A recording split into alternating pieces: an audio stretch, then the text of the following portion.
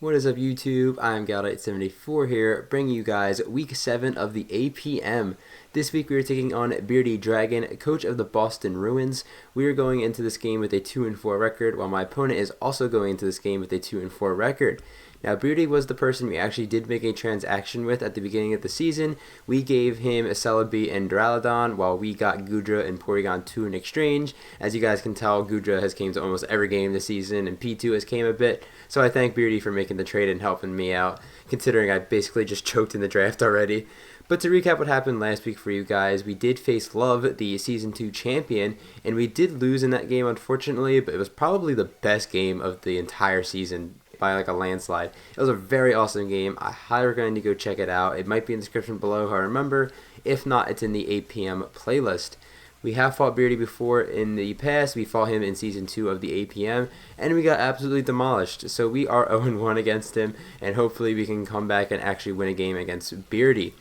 This is a really big game because Beardy is in our division, and since we both have the same record, it sort of determines who's going to be above one another, and it's going to be really hard to catch up.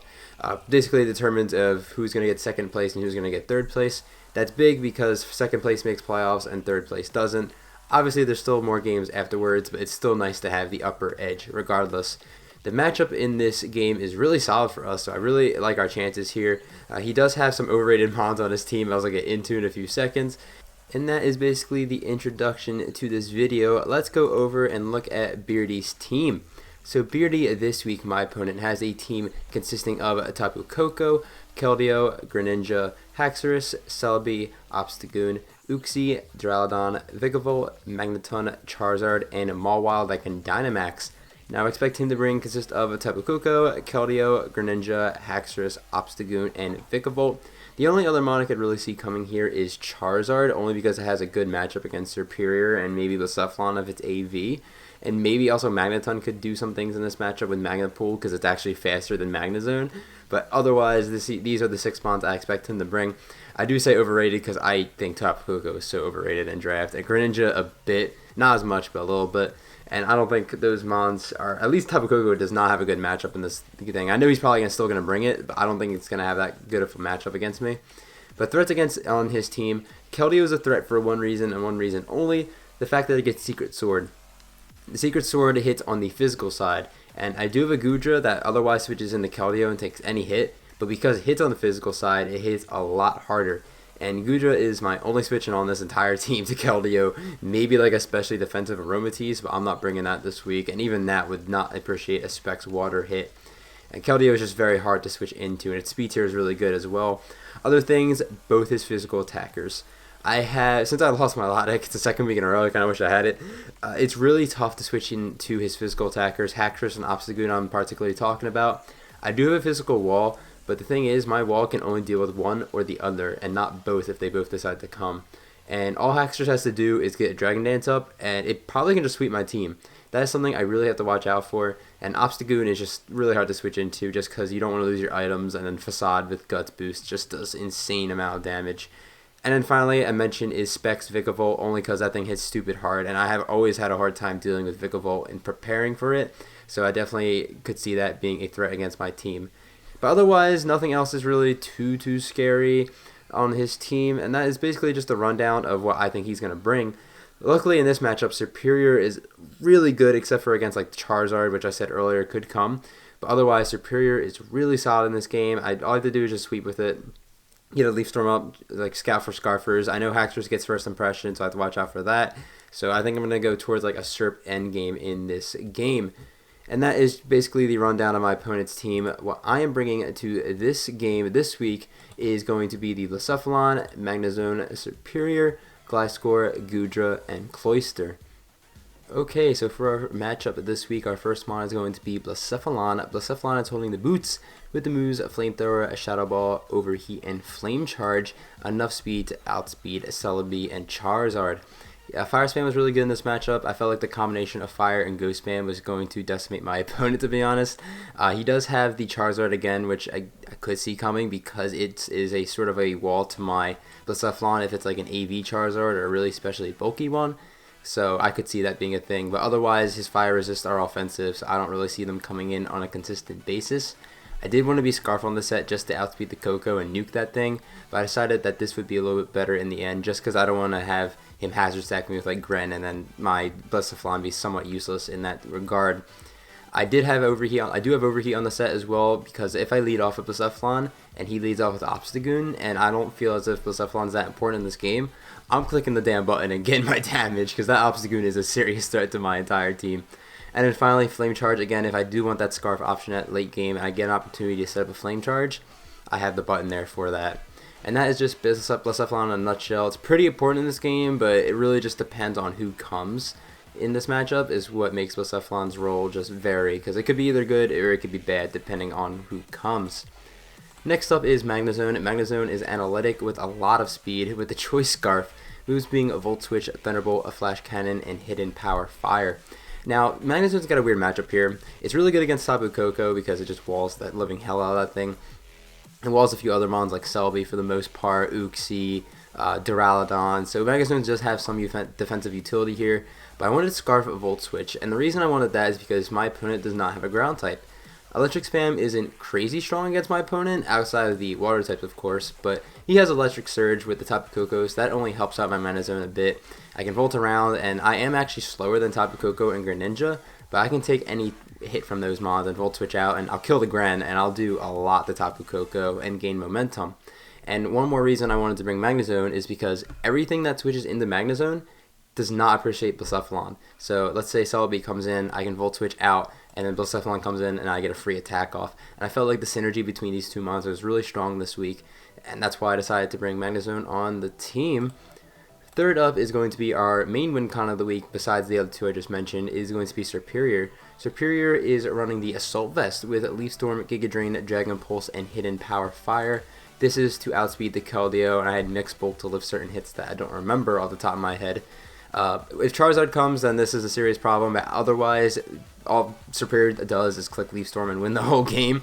I have to be careful of Brave Bird on Tapu Koko, because I could very well see my opponent doing that because I have Serperior. Greninja is still faster, so I also have to watch out for that. And then First Impression Haxorus, and then any Scarfers he has on his team.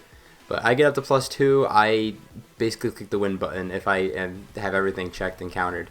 And I feel like Serperior just was insane in this matchup overall. I had a really hard time deciding what item and what set I wanted to run, but this was the first one I threw on the team. I looked at the matchup, and Serperior was on the team within 2 minutes. It was just what set I was bringing. I decided AV just to take hits from Keldeo and Greninja, and even the Tapu Koko if it's special. I felt like that'd be very valuable to have. Even the Duraludon I can take a hit from. And Duraludon has really bad speed def, so Dragon Pulse will just nuke it at +2. And that is Serperior, very important this week, and hopefully it puts in a lot of work. Fourth up is Gliscor. Gliscor is holding the Toxic Roar with a very speed def set. Moves being at Stealth Rock, Earthquake, Rock Slide, and Roost. I almost had Toxic instead of Rock Slide, but I thought Rock Slide would be a little bit better just to damage the Charizard and Charizard, and they are not good defoggers whatsoever. Gliscor does beat Tapu Koko 1v1. Gliscor also sort of baits out what hidden power Tapu Koko has. Tapu Koko can only beat Gliscor or Magnezone. Can't beat both because it has to run either Hidden Power Ice or Hidden Power Ground. And I could use Gliscor potentially to figure it out depending on how important Gliscor is. Gliscor does deal with a lot of my opponent's lower tier mons like the Magnezone, the Charizard, Vikavolt to an extent, which is really nice, but if not all of those come, then Gliscor is not as important. It needs to get up rocks, of course, but otherwise I can use Gliscor for a lot of scouting purposes. I feel like that'll be very valuable in this game this week. Fifth up is Goodra. Goodra is a defensive and especially defensive set mixed bulk with the moves Dragon Pulse, a Flamethrower, Thunderbolt, and Dragon Tail. I originally had Sludge Wave on instead of Dragon Tail, but I felt like I needed the phasing move just in case he's a what was it? It was Agility Vikavolt maybe? I actually forget exactly who I was putting Dragon Tail on the team for, but it was there for something. This is just good coverage overall. This is another special wall on the team, but I did want to put some physical bulk just to take a decent amount of damage from, because I take a decent amount of damage from Keldeo Secret Sword, and I didn't want to just die to it, so I did put some defense in there as well. And Goodra's just here to just come in and take hits from a few mods. It completely hard wall stuff like Celebi and Greninja, which is really nice. And I just felt like it would be valuable to the team.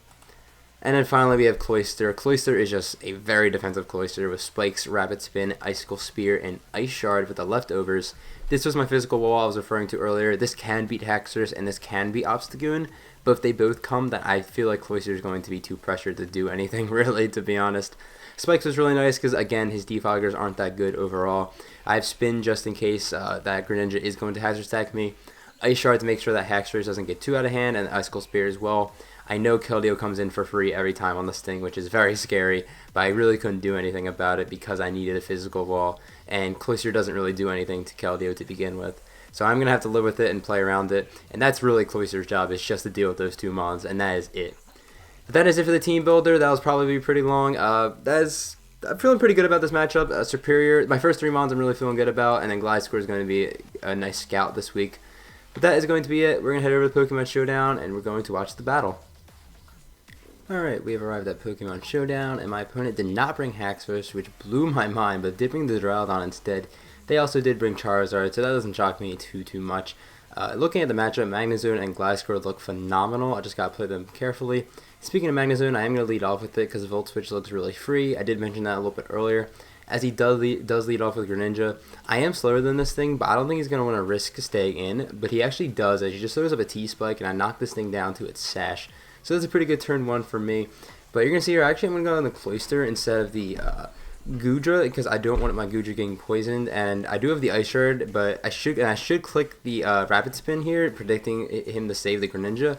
But I do click Ice Shard, so that was sort of a bad play on my part, because now this Toxic Spike is still on the field, and Greninja is still alive. But I should have made the play. And you're going to see here, he actually is going to kill him with the Aura Sphere. He is Life Orb. I was really expecting him to have the Secret Sword, and I know my Cloyster does guarantee live the Secret Sword. So that was not the greatest play in the world, as I'm going to go on the Magnezone and Volt out, but he actually lives the hit, which is just really annoying because now my Goodra has to get poisoned, and he clicks Secret Sword this turn, so this is a very bad series of plays. Keldeo is going to go down here, which is really nice. That was one of the bigger threats to my team next to the Obstagoon, but the fact that Goodra is really hurt now, and I lost Cloyster, is not that great. He goes on the Greninja, which kind of confuses me. I thought he was going to throw up a Spike here, but he actually goes for Ice Beam, and I live. And I go for Flamethrower just to knock that thing out, and I was shocked that he actually made this play. Maybe he was trying to bait me for going into like T-Bolt, and maybe he would switch out on the Tapu Koko. I don't know. But it didn't work, and by turn 5, it is 4-4. He does have a T-Spike on my side of the field, but the only thing affected by that is Superior. And Superior's not really that good in this matchup. I'm going to go back out on the Magnezone and Volt out because it's really free here as the Obstagoon comes out. And this thing is a V as hell. As I go on the Superior, it's not doing too much. It's going to take the knockoff here. And yeah, this thing is it's offensive, but it has the Assault Vest. So that kind of threw me off guard. It's not nearly as threatening as the Flame Orb set. I'm just going to fire off a Leaf Storm now just to see what happens, as I would assume Charizard was going to come in.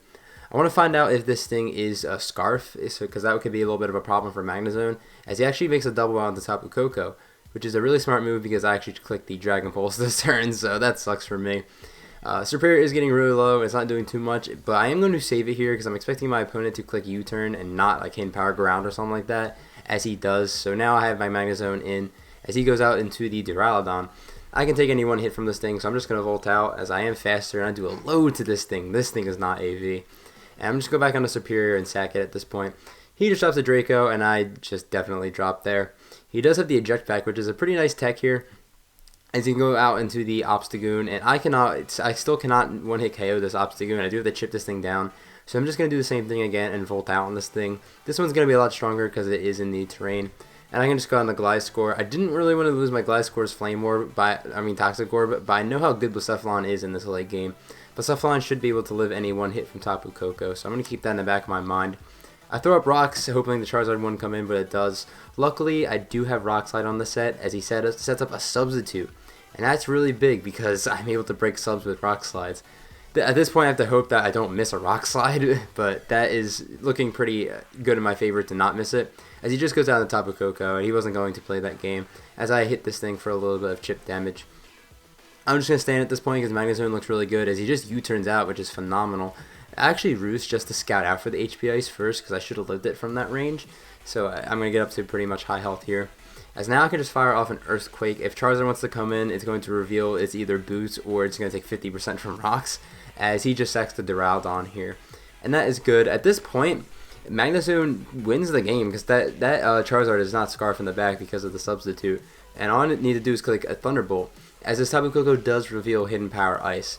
And because my opponent did reveal Hidden Power Ice, he does not have Hidden Power Ground. and that means Magnezone is really free here, and I can just click T-Bolt. He clicks T-Bolt first, does a load of damage to me. That does a lot. And I'm just going to click T-Bolt and knock out the Tapu Koko, 55%. And at this point, because rocks are up, Obstagoon will not be able to take another Thunderbolt, as I'm just going to spam the button as Obstagoon goes down, and all we have left is Charizard in the back. If Charizard's Boots, then I outspeed it, as he ends up being Boots, and I knock out the Magnezone. And your Northside Noiverns are going to win this very offensive game 2-0 and move up to 3 and 4. So GG to my opponent, Beardy Dragon. I just realized that I stuttered my way through that commentary. But anyway, I feel like I built in a way where I figured this game was going to be pretty offensive, and thank God I did build that way, because this game was very offensive, very fast paced. I'm not used to having battles where it's 4v4, 5 turns into the game. But luckily everything worked out. Setting Magnezone as the win con as opposed to Superior pretty early on in the game was definitely the right call there, because Magnezone was a really nice bring in this matchup overall.